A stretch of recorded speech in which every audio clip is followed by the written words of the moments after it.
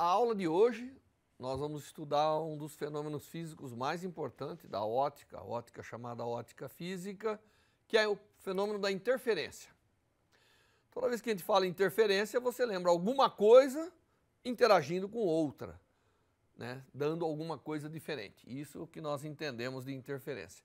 É algo modificando aquilo que poderia ser um fenômeno que está lá. Muito bem, então, primeiro nós temos que lembrar da constituição ondulatória da luz. Eu falei para vocês que ela é composta de campos elétricos e magnéticos, oscilando no tempo e no espaço. Então, quando a gente enxerga a luz, nós não podemos imaginar algo obscuro, nós temos que imaginar campos elétricos e magnéticos oscilando no tempo e no espaço. Mas, como que veio a ideia de que ela deveria ser algo que oscilava?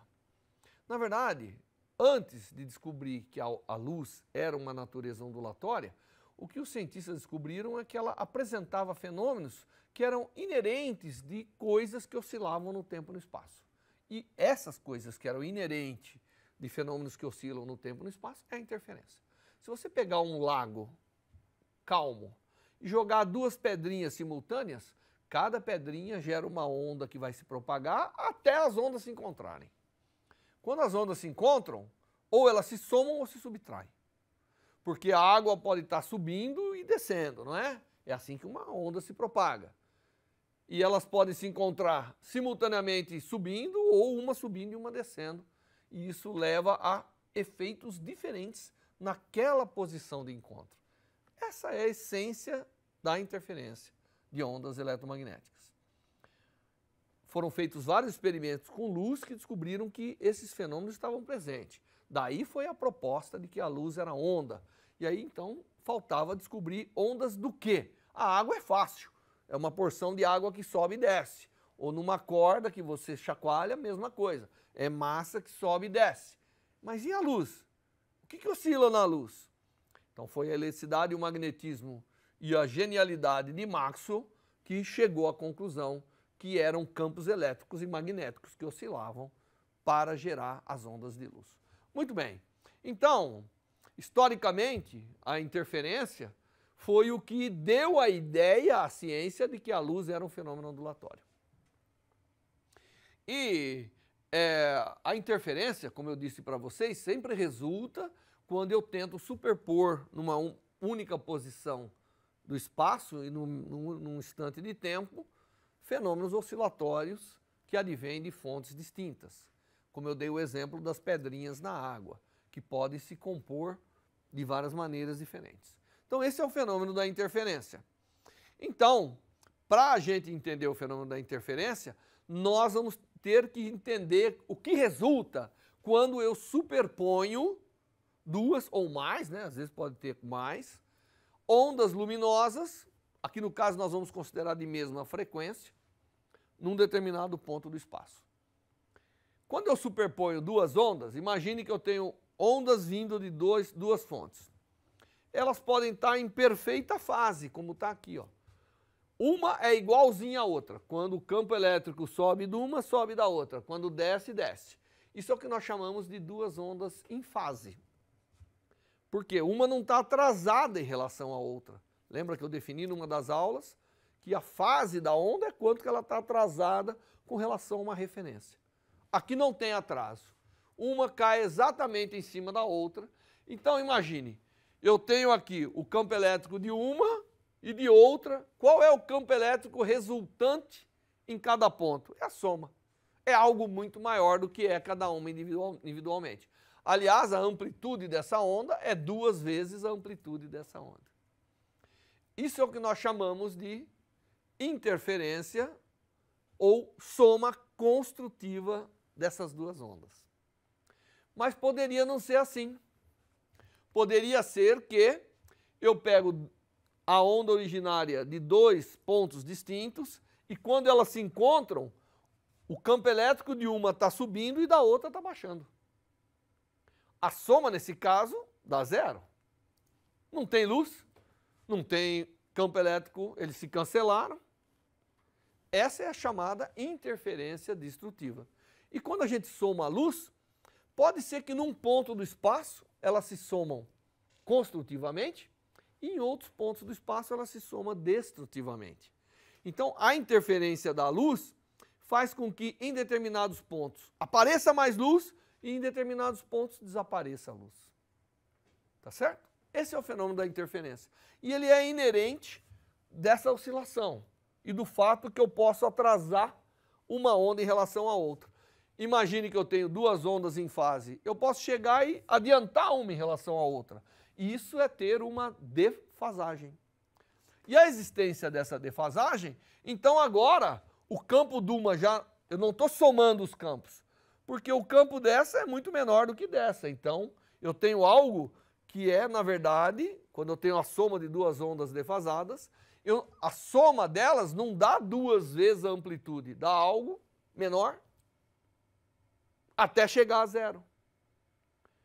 Então, essa é o que eu chamo de uma interferência parcial. Ela não é nem construtiva e nem destrutiva, é algo entre.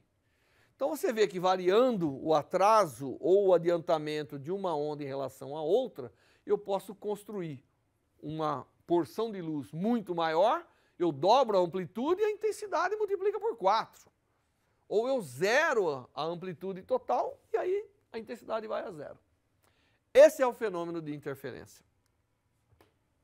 E, então, no processo de interferência, a soma de campos de luz faz com que a amplitude vá de zero até um certo máximo.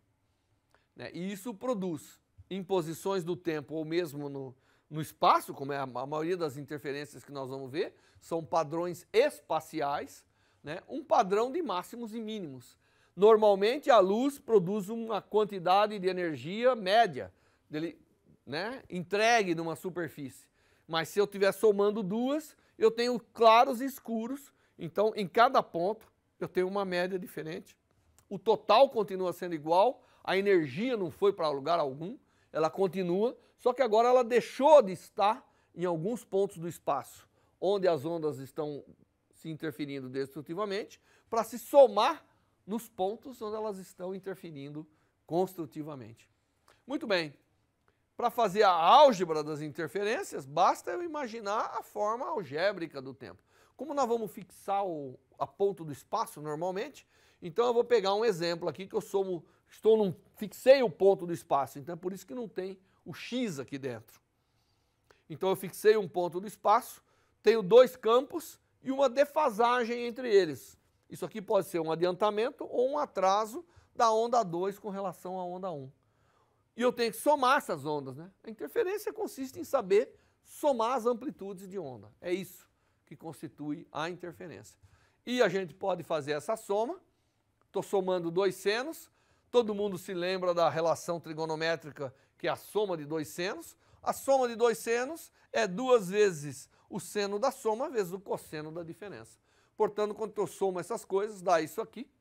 Esse cosseno de meio é apenas quanto que essa amplitude vai ser 2 vezes ou vai ser 0, vezes algo que oscila. Então, na região de interferência, sempre você tem luz, tem oscilação temporal ainda naquele ponto do espaço.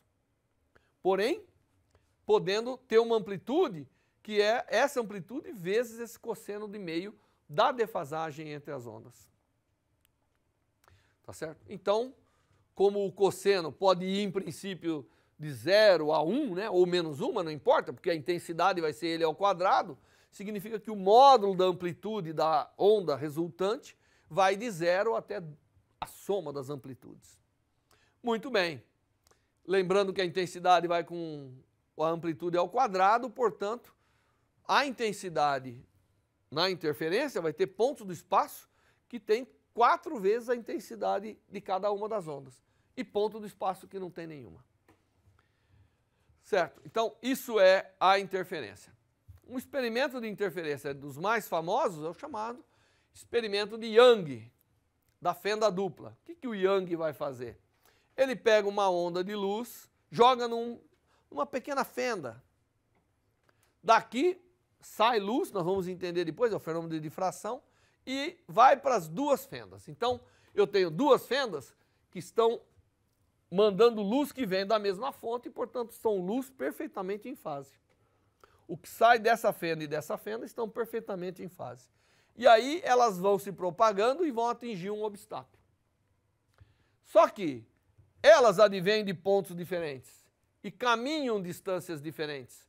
Portanto, você tem duas ondas, mas elas vão caminhar distâncias diferentes, o que acontece? Uma pode se adiantar ou se atrasar em relação à outra. Aquela que vai andar uma distância maior vai poder se atrasar um pouquinho com relação àquela que vai andar uma distância menor. Porque elas são iguais, caminham com a mesma velocidade. Quem tem que andar uma distância maior, chega depois.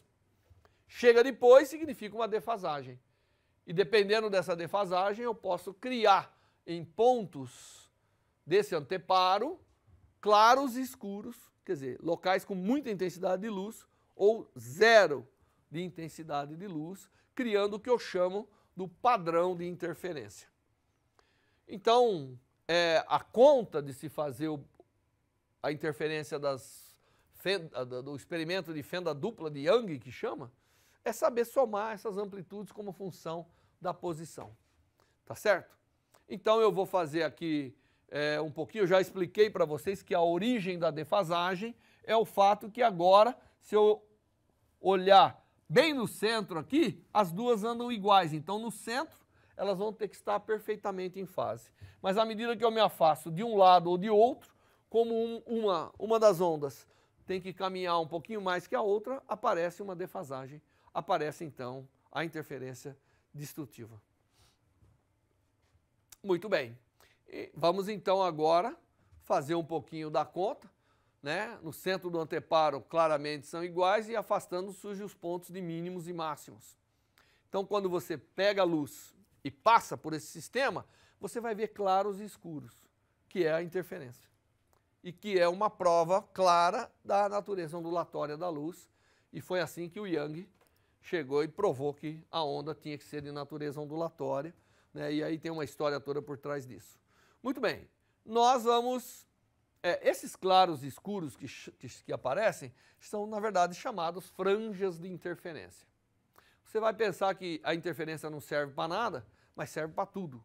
Muitos instrumentos que vocês estão usando no dia a dia trabalham com interferência para medir coisas, né? Um DVD player, essas coisas todas, eles trabalham com processos de interferência. Muito bem. O processo de interferência ele acontece para todos os fenômenos ondulatórios, não necessariamente só para a luz. E, de fato, ele era muito conhecido antes para ondas mecânicas propagando na superfície da água.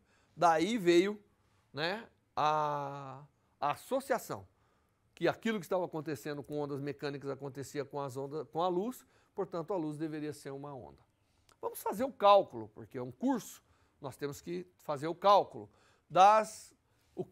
se eu quisesse calcular, dado que eu tenho uma fonte aqui que tem uma intensidade I0, uma outra fonte aqui que tem uma outra intensidade I0, e eu projeto isso no anteparo, qual é o padrão de franjas que eu vou ter? Então, para fazer essa conta, nós vamos representar como função desse ângulo θ, que é como está escrito aqui, o ângulo, né, a posição lá vai ser determinada pelo ângulo. Se eu varrer esse ângulo de 0 até um valor, eu vou varrendo para cima e para baixo, tudo. Claro que isso tem que ser simétrico, para cima e para baixo. Muito bom. A separação das fendas nós vamos chamar de uma distância D, e elas são fendas de pequena abertura. Então, por aqui é tão pequenininho que eu não tenho que me preocupar que tem ondas vindo de posições diferentes da fenda. Isso é essa aproximação, dizendo que eu tenho fendas estreitas ou fendas pequenas. E o meu anteparo está distante, de tal maneira que eu tenho originário de cada uma das fendas uma fonte de onda eletromagnética, cujo campo elétrico está representado por essa expressão, um seno de KR1, que é a distância que esse percorre. Lembre-se que K é o vetor de onda, 2π sobre o lambda da luz. Portanto, essa luz tem um comprimento de onda característico. E E2 seno de KR2 menos ômega-t vezes a amplitude. Muito bem. E aí eu tenho que somar aqui, né? Claro, eu tenho uma onda vindo daqui, outra daqui. Chega aqui, elas têm que ser somadas. E a soma, ela vai poder ser feita, lembra-se, vai ser uma soma de dois senos. Acabamos de ver que dá seno de 1 mais o outro dividido por 2, vezes o cosseno de 1 menos o outro dividido por 2, mas essa soma não será construtiva se houver uma diferença de fase entre esses caminhos. E a diferença de fase, né, se eu pegar o argumento se eu pegar isso menos isso, me dá a diferença de quanto vai ser uma atrasada ou adiantada em relação à outra. Então essa é a chamada diferença de fase. E essa diferença de fase, como você pode ver, isso aqui se cancela, a parte temporal e é a diferença de caminhos ópticos percorridos que dão origem à defasagem. Nós vamos fazer uma simplificação, eu tenho luz advindo de 2 pontos separados de D, estão caminhando, como o anteparo está muito longe, é como se isso fosse paralelo. Portanto, a diferença de fase lá longe é essa diferença de caminho aqui, que é, na verdade, D vezes o seno do ângulo que eu estou considerando. Então, a diferença de fase é aproximadamente D vezes o seno do ângulo para aproximação de anteparo distante. E a diferença de fase entre essas duas ondas é K vezes D, né, seno de θ. Por quê? Porque K vezes a diferença de distância é que é a defasagem. E aí acontece o seguinte, então a onda que chega lá tem uma amplitude em cada posição θ, dado por essa expressão. Lembra que eu tinha calculado antes que o campo, que aqui vai aparecer um seno de ômega-t, que é a parte temporal, eu estou preocupado só com a parte espacial. Então, a amplitude naquele ponto é 2E0 cosseno de meio de φ. E se esse cosseno de meio de φ for zero, a amplitude é zero, desapareceu, é a interferência destrutiva. Se esse cosseno de meio de φ for 1 ou menos 1, não importa, a amplitude é máxima. Não é? Ou para baixo ou para cima, que dá uma intensidade máxima. Lembrando que o K é 2π sobre lambda, eu simplesmente escrevi a amplitude do campo naquele ponto considerado, só para lembrar vocês, nós estamos calculando como é a amplitude do campo aqui, nesse ponto, a uma posição θ em coordenadas polares, né? É uma álgebra muito simples, e essa é a amplitude do campo. E isso vai ser máximo ou mínimo dependendo do valor disso. Tudo isso aqui é fixo. Dado uma posição θ, isso é fixo. Eu tenho que ver se isso aqui vira 1 ou 0. Se virar 1, é ponto de máximo de intensidade, porque aí eu não tenho amplitude zero. Se virar 0, isso aqui é zero, é interferência destrutiva. A posição dos máximos, lembrando que cosseno de 0, π, 2π, é 1 ou menos 1, não importa, ele vai ao quadrado. Então, toda vez que o D, seno de θ sobre lambda, que está, só para vocês lembrarem, né? Essa é a amplitude. Quando isso aqui for 0, π, 2π, 3π, 4π, 5π, o número inteiro de π, o que acontece? Isso aqui dá máximo, porque o cosseno é 1 ou menos 1. E quando ele der número semi-inteiro de π, o cosseno é 0, todo mundo sabe, cosseno de meio de π, 3 meios de π, tudo isso dá 0, é a interferência destrutiva. Então, quando isso aqui for um número inteiro, m é um número aqui que a gente chamou, que pode valer 0, 1, 2, 3 e assim por diante, essas são as posições dos máximos. E a razão disso é que quando as duas ondas chegam num ponto, defasada exatamente de um número inteiro de lambda. Se eu pegar essas duas ondas e deslocar de lambda, os máximos continuam coincidindo com os máximos. Embora essa de cima está adiantada em relação à de baixo, eu fui deslocando de tal maneira que o máximo coincidiu de novo com o máximo. Isso determina as posições de máximo na interferência.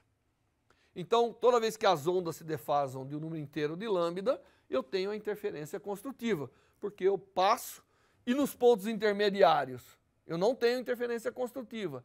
E no ponto onde o máximo coincide com o mínimo, eu vou ter a interferência destrutiva.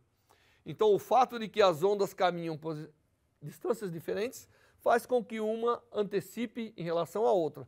Quando essa antecipação é lambda, eu tenho os máximos. Tá certo? Muito bem. E quando é um número semi-inteiro de lambda, é porque o máximo coincide com o mínimo na oscilação da onda eletromagnética. Portanto, eu tenho as posições de mínimo. É quando o mínimo de uma, né, coincide com... isso aqui é uma defasagem qualquer, Opa! Mas a hora que eu andar um pouquinho mais, o mínimo vai coincidir com o máximo. E essa interferência é exatamente quando isso aqui virou meio comprimento de onda. Muito bem. E aí, então, eu tenho, quando eu projeto, então você vê, tinha uma fonte de luz, ela passou por duas fendas e eu projetei. Ao invés de ver uma soma média das duas, não, eu vejo máximos e mínimos, que é o processo de interferência. O centro tem um máximo, e aí tem outro máximo, e entre eles, escuridão completa. É interessante que quando eu somo duas luzes, não dá mais luz. Pode dar zero de luz. Esse é o processo de interferência, tá certo? É mostrando que o fenômeno ondulatório não é uma soma apenas, é uma soma considerando se uma oscila em fase ou fora de fase com relação à outra. E isso pode dar um fenômeno oscilatório que desaparece, que é a interferência destrutiva, ou que se soma, que é a interferência construtiva. Muito bem.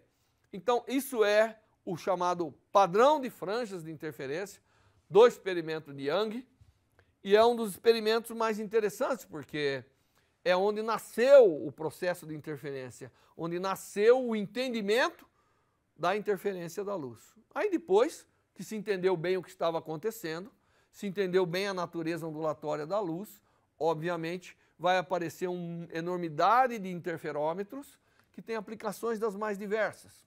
A ciência se beneficia muito dos interferômetros e, obviamente, a tecnologia se beneficia ainda mais dos processos de interferência da luz. Bem, nós aprendemos o que é o fenômeno da interferência nessa aula e na próxima aula vamos ver alguns tipos de interferômetros, que geometrias, que luzes e fontes permitem que o fenômeno da interferência seja um dos fenômenos predominantes da geometria. Até a próxima aula.